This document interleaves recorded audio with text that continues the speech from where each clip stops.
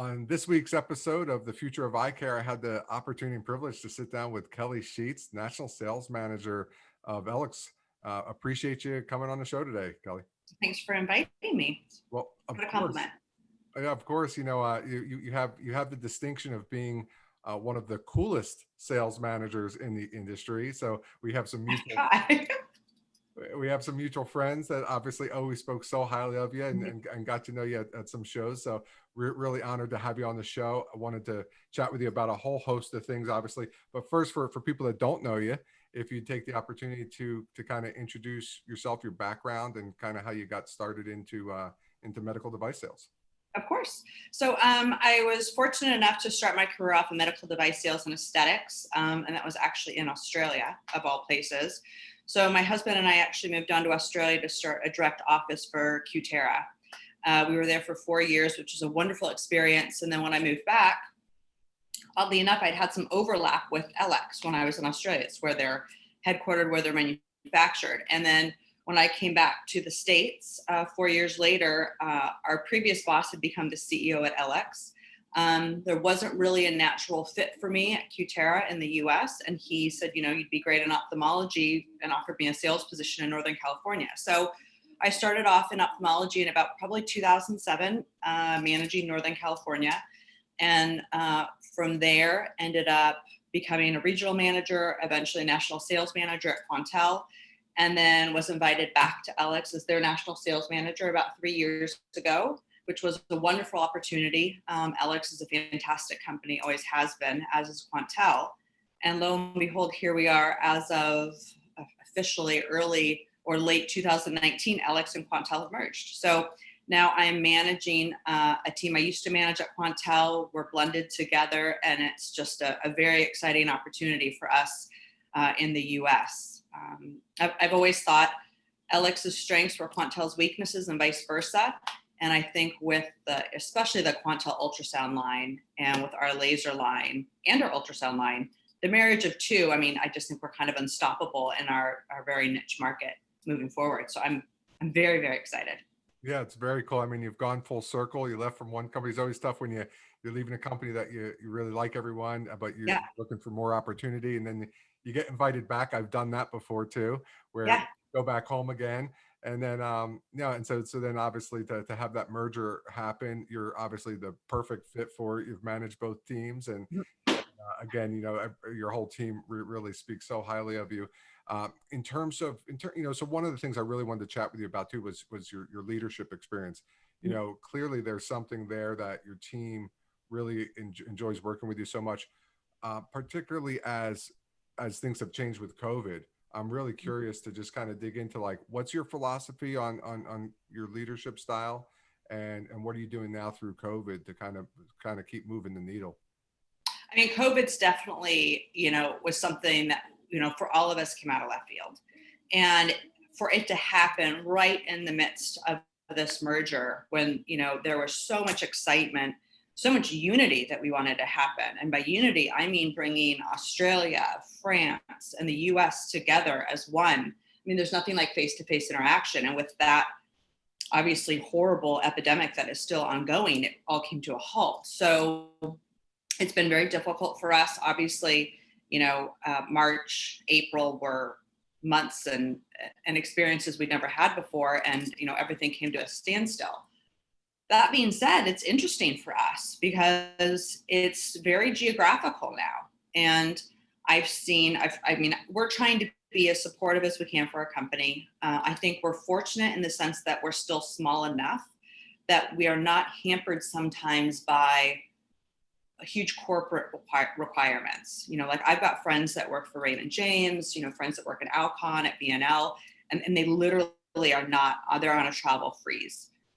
We're not. So it is at the discretion of my reps. I'm very respectful of their fears, their individual states, mandates, so on and so forth. But oddly enough, places like California, they really never missed a beat. Scott Woodard and Mark Norman, they kind of both manage Northern and Southern California and the Pacific Northwest. They're thriving right now. And so it's very interesting for me to see where our business is going to go over the next 6 months, 9 months. But I will tell you, this last quarter has been, for us, in a bit record breaking. What normally is a very, very slow time for us. So, and I don't know what to say about it. I don't know. I can't quite put my finger on it. I don't know if it's that people have this sense of life is suddenly so short and like, let's just go for it.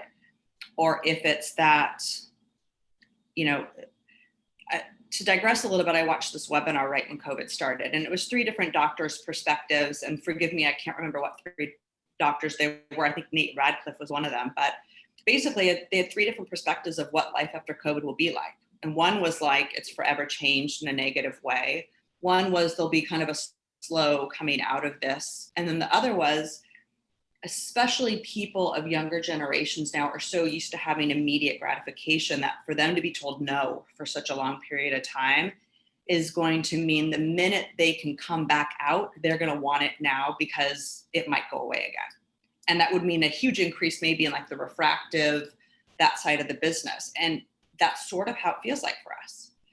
So, you know, for me as a leader and as a manager, I try to be compassionate and understanding, fair in the sense that I have to be respectful that every person is different, everybody's state of health is different, and that end of the day, bottom line, I want my reps to be healthy and safe and alive, as well as our doctors and our doctors' patients. So we're doing whatever we can within reason to protect our staff from our other doctors, and to give them all the tools that they need.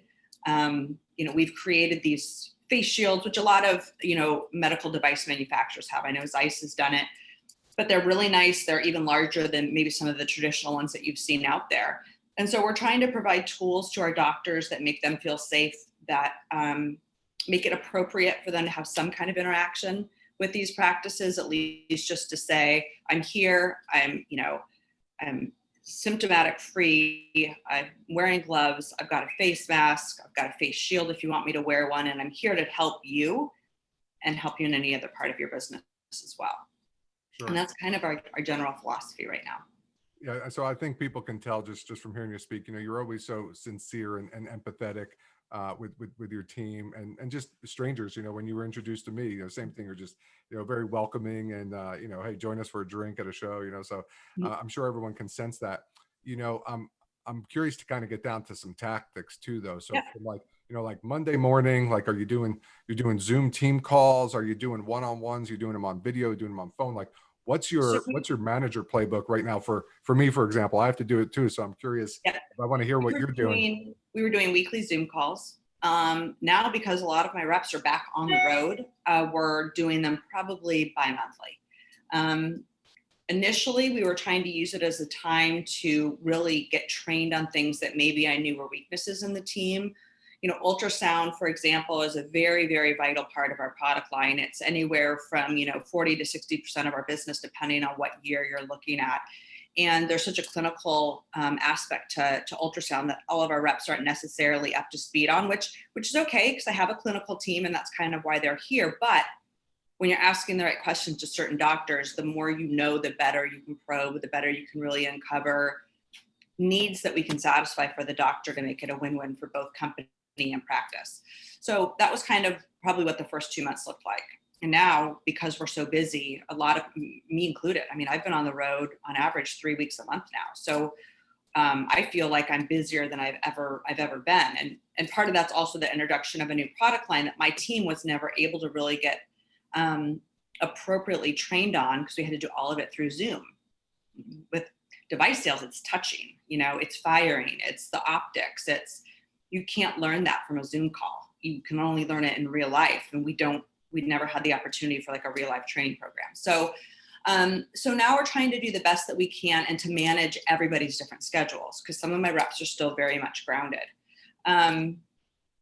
We're also getting ready, you know, I'll be honest, we're maybe not lax, but we're just trying to get through December, because we're also working off of 2 different fiscal years or calendar fiscal years. So at Quantel, we were on a calendar fiscal. At Ellex, we were always July to June. So, you know, Quantels are kind of rounding out the end of their year. And so we're just trying to kind of get our top line numbers there. Can I get my reps selling, because we have a much bigger sales team than Quantel does. There's, 8 reps to 2. So now I've got an awesome party of 10, 8 of which, are instantly out there, but they have a whole new product line they've never met. So, right now we're kind of focused on the short term, which is top line growth, like how quickly can we get Quantel sales ramped up with the limited tools that we've been given. And then right now we're getting ready for next year. So what is that going to look like for my reps as far as training, my time with them? So for now, we'll say they're probably getting a very light version, very hands-off but supportive way of managing their territories. But it's, I talk to my reps, most of them several times a week. And it's just, what can I do for you? What are you encountering? How can I help you, especially with our Quantel products? And they've all been highly incentivized through the end of December to hit certain targets. So it's, where are you? What does it look like this week? How close are you to your goal? So you can take advantage of some incentives that we've given you to get you through December. No, that's great. Your knowledge base was obviously always so strong. You were usually the first one in, the leader. I've been in a similar situation before. So you're able to bring to your sales team like that clinical knowledge where you can really help them merge that clinical sales conversation. So totally can appreciate where you're at there. You said you're on the road, 3 days a week, so three weeks out of the month. So you're certainly traveling probably a lot more. I think it's totally dependent by industry. So in terms of your product mix right now, it was always kind of mixed between optometry and ophthalmology. Picking up the Quantel line, I think it opens up the opportunity for a lot more optometry because of the. I agree. UBM. I agree. So at Ellex, we have very little. I mean, because with ultrasound, there's definitely an opportunity with optometry. But I think the real opportunity is with lasers. And there's 5 states, but I actually think Arkansas may have lost its ability to do lasers, SLT and YAGs. So at Ellex, we're 99.9% ophthalmology. And coming back over to Quantel, they have this dry eye portion, which is definitely the weakest spot. And I don't know much about dry eye, so I'm trying to get my head around that right now. But that's really where their focus in optometry has been. And they backed a little bit off of ultrasound, I think, because it was really just the UBM. I think there is a need in optometry for ultrasound, but it's kind of lower on the totem pole. And it might have to do with exposure that they get initially and when they're doing their training and going to school. So I think I was surprised. It's still probably maybe only 20% optometry over at Quantel. They've definitely shifted more to traditional ophthalmic practices. So, I think that we will be focusing on how we can bring really good products that are relevant to the optometric market in 2021. But we're trying to kind of lay out that groundwork right now. It's kind of one of the things I'm working on this week and next week is, what does our product mix look like for 2021? And, where can we play in the OD market?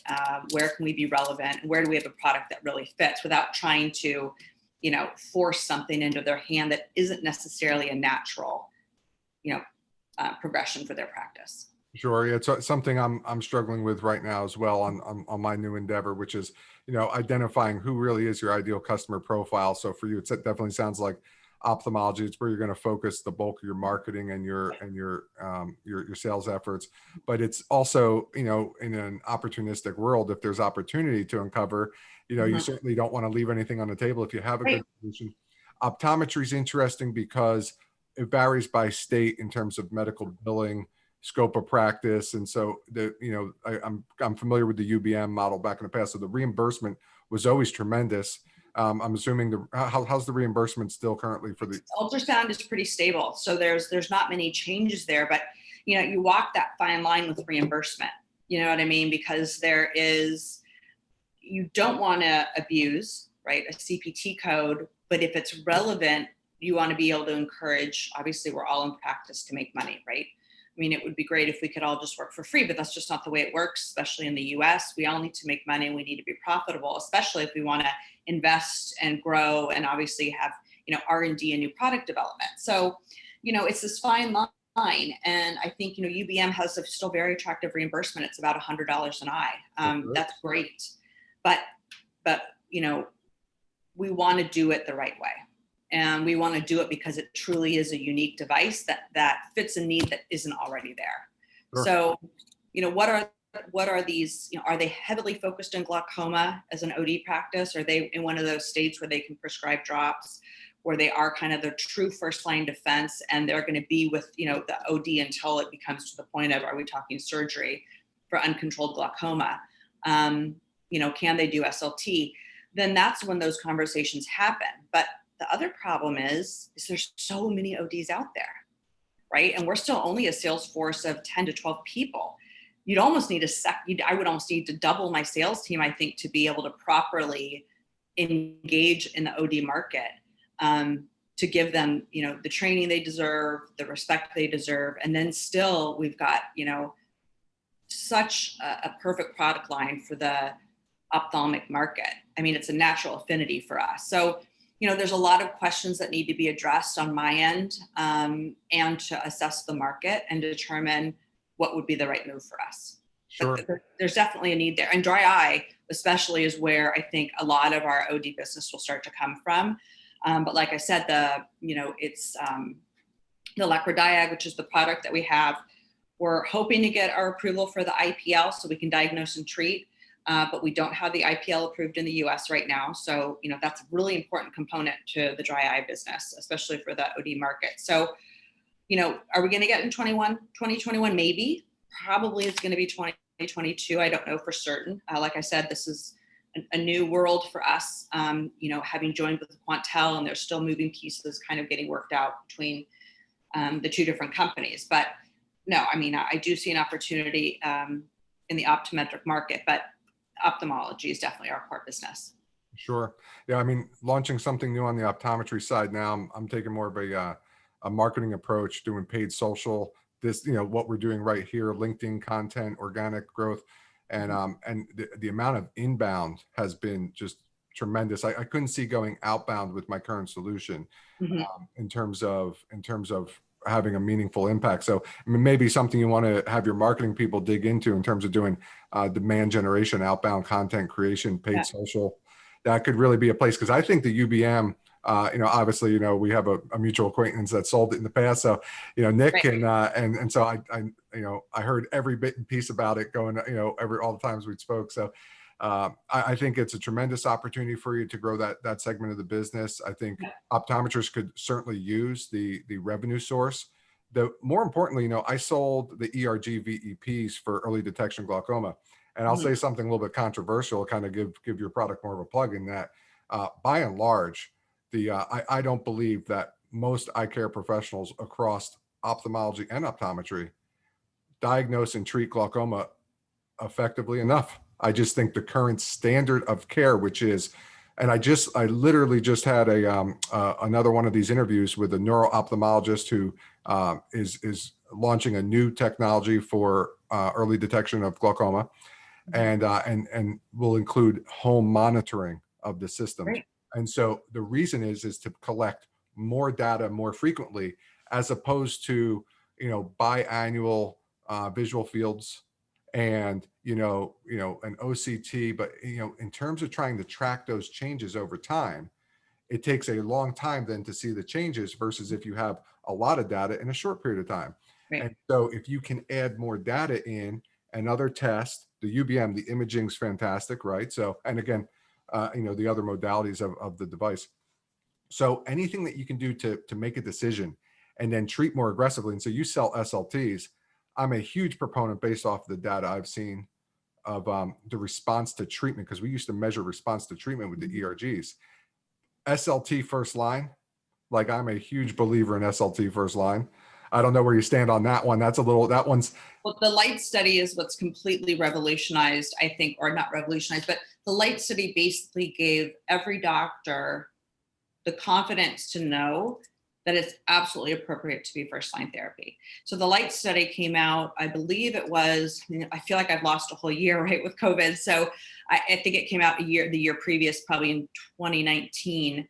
And basically it was this landmark study. It was done in the UK, but the results that it came out of it basically said it is as effective as drops first line therapy, and it should be first line therapy. And, you know, my father personally, you know, he has borderline questionable glaucoma, and, you know, he was on drops right off the bat from his ophthalmologist in San Diego. And he was immediately complaining to me. I mean, there's a cost that's associated to drops, and you can't deny it. These are people, my father is, you know, in his early 80s. So yeah, he's on a budget. Yes, he's on Medicare. All of a sudden you hit your premiums come, you know, or you hit your max in, you know, September. My dad was trying to like make his drops last longer than they should. His eyes were changing color, which he, to this day, it drives him crazy. They're like almost black now instead of like a really light hazel. You know, hair growth. There's all these random things that patients don't want to talk about, but I got to experience with my father firsthand. And I said, Dad, your doctor, Nick, had just told her an SLT. I said, go get an SLT. He goes from like 3 to 1. Yeah. I mean, he's like, why didn't I know about this? If this would have been presented to me as 2 options, SLT would have been my first choice. So, you know, these conversations in the light study gave you basically the pat on the back and the stamp of approval, like you're giving a better standard of care here. And ALT and not SLT are not the same thing either. I mean, you're not causing any damage. It's repeatable. It's safe. It doesn't hurt. There's money to be made for the doctor. It saves their patients money. I mean, it's a win-win. Yeah, for sure. You know, this goes back over 10 years ago. So I didn't know about the light study. So I appreciate hearing that. Over 10 years ago, when we were launching the ERG and VEPs, you know, we had some of the early adopters of our technology were like Mark Latina and Larry Ginger, who were like the innovators with SLT. And they were saying, and it was amazing to me to see, you could have glaucoma experts. And this was one of the first lessons for me, that you could have experts in their field, whether it's retina or glaucoma, have diametrically opposed opinions about a proper treatment for any individual patient. So there is no one right answer, of course. However, you know, we actually saw response to treatment studies, and we actually did them on, and these were never published. They're all like internal, you know, small cohort studies that were done, but response to treatment on meds and on lasers. And with the SLT, it was more dramatic. And I think one of the reasons was because of the diurnal effect. And so it was like immediate, like within some of them, you could actually see the response right after treatment. But long-term, the results were great. So yeah, I mean, so I'm a huge proponent of, so going back, I kind of took a little bit of a Bob tangent there. I get fired up about glaucoma management because I lived it for 10 years, you know? And yeah, so I think for you, I think for sure, I think you have a huge opportunity with optometry. They can absolutely treat more aggressively. They can diagnose sooner, treat more aggressively with the treatment options that they have out there. You know, refer out to SLT. I think SLT should absolutely be done first line. I think it saves people money. There's no question about it. What's the average fee in an office? Like, it was around $600 a few years ago. I don't know what it is today. For SLT? Yeah, for a patient, if a patient's paying for a procedure. Well, for SLT, it's covered by Medicare, obviously. So you're looking at, it's about $300 per eye on a 90-day global. Okay. And then as far as like drops and things like that go, I mean, it just depends also on kind of who you have. But I know my dad was paying, you know, probably thousands of dollars over the course of a year, not more than that. I mean, if a patient had to pay it before their deductible, they'd have to pay $600 basically on a managed care plan. And yeah, I mean, versus, you know, hundreds and hundreds of dollars a month for the drop. So yeah, for me, as soon as my ERG goes up, I'm going up and I'm getting SLT first line for sure. So moving the conversation forward then. So, I mean, you have a lot of great solutions. You have a lot of great technology. Is there anything else that you have kind of coming out future? You talked about the IPL real quick, and you want to talk about that? Unfortunately, I don't know a lot about the IPL yet. It's kind of like better that I don't know before we're actually able to sell it. But having been in aesthetics, I know enough about IPLs that I haven't seen it used obviously in ophthalmology, but I know how great IPL works on your skin in general. I mean, Cutera is a lot like Ellex as far as being one of the more expensive aesthetic products out there, but also one of the best engineered. I mean, it had all the bells and whistles. It had, you know, some of the most brilliant and amazing people that were in aesthetics working on it, all people from Coherent. And so, you know, I do know that, you know, IPL works. I don't know a lot about the IPL that we're selling at this point, but hopefully that's something that I will be able to kind of immerse myself in and kind of become a new expert on dry eye and also on IPL technology. But for now, we're gonna focus on our core. It's absolutely always been, SLT is obviously one of our biggest selling products, and luckily we've got a pretty diverse line. And now that we've got, Quantel and we've merged together, nobody can touch us when it comes to SLT. We've got SLTs that can clip onto existing lasers. We've got, standalone SLTs fully integrated into a slit lamp with, some of the best optics on the market. We've got the Tango, which is probably sold. There's probably, more Tangos out there than any other company, especially because we used to OEM that. I mean, the first selected duets were manufactured by Ellex. So, if you look at a nameplate on a selected duet, I think like pre-2008, it will say manufactured by Ellex there. So, you combine, those with the Tangos that we sell and continue to sell each year, we own that marketplace. And then now we've got reflex technology, which, is for treating, GAGs, SLTs, PIs, awesome capsulotomies, and also has the ability to treat, posterior membranes in the, in the vitreous. So, it's a very exciting time for us. And, now we've also expanded on our ultrasound product line. And I've always been very passionate about ultrasound. I was fortunate to have some of the best and most knowledgeable mentors in the world in Cynthia Kendall and Gus Kahn when I got into ophthalmology and was working at Ellex. So, we've got the iCubed, the iPrime, but those aren't always a good fit for smaller practices. So now we've got the Compact Touch, which is, a really great, fully integrated, high quality, high resolution, but smaller, more streamlined, affordable ultrasound that's great for just a practice that wants a basic A/B scan, but doesn't want to skimp on image quality at a super attractive price point. And then we've got the Absolute, which is kind of like a top of the line ultrasound. It's got, unique technology in the probes. Quantel makes all their own probes. That makes them very unique. So a lot of people outsource their probes now. And Quantel has always made their probes in-house downstairs in their building in Claremont. I've gone down there and watched them build probes, and it's, from start to finish, there's a lot of artistry in designing and making probes and transducers. So, I think in our segment, as unique as it is and kind of a niche market, we're a home run. I mean, we've got everything. So very cool. No, it sounds like better for us.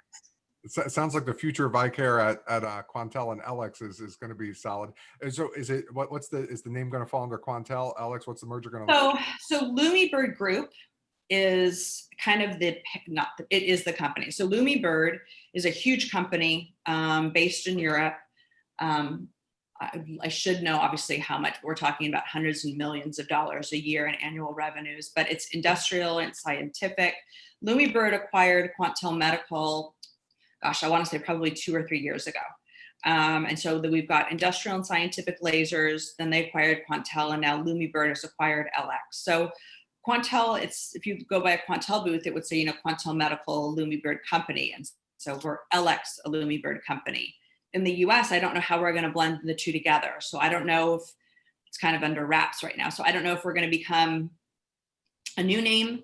It's always scary to have a new name, right? Because you're known as a certain brand in ophthalmology, especially, Ellex is a, kind of a little niche market, like I said. So I don't know. I don't know if we're going to have a new name, if we're going to be Quantel Ellex under Lumibird, but it's going to be good no matter what. Yeah, for sure. I'm going to make up your name here. It could be Quantellex. So don't think. So Ben Johnson, our service manager, took it upon himself to make his own little logo, and he did the same thing. So I don't know. Maybe we will. It works, right? It might go. We might go. Just have fun. So I know that you're connected to a lot of people. Just real quick, I'm just curious. Have you? Is there anything else out there outside of your scope that you see that's particularly exciting to you in terms of the future of eye care? Anything new you've heard about? Any associates, kicking up anything new that seems interesting people should know about? Not off the top of my head. Once we hang up, I'm sure I'll think of about 5 things. Sure, but I haven't had a huge chance to network. So I used to do so much of networking at trade shows, right? Sure. And with trade shows going away, I feel like I've been kind of in my little my little rep bubble where we're so focused right now on us and getting back up to where we were before. And then with the merger, I've been a little bit kind of busy in our own little Quantel Ellex world, but Well, you've no. been very busy, so that's the Yeah, good we news. have been very busy. We're You've been fortunate. busy I mean, very, very fortunate for that.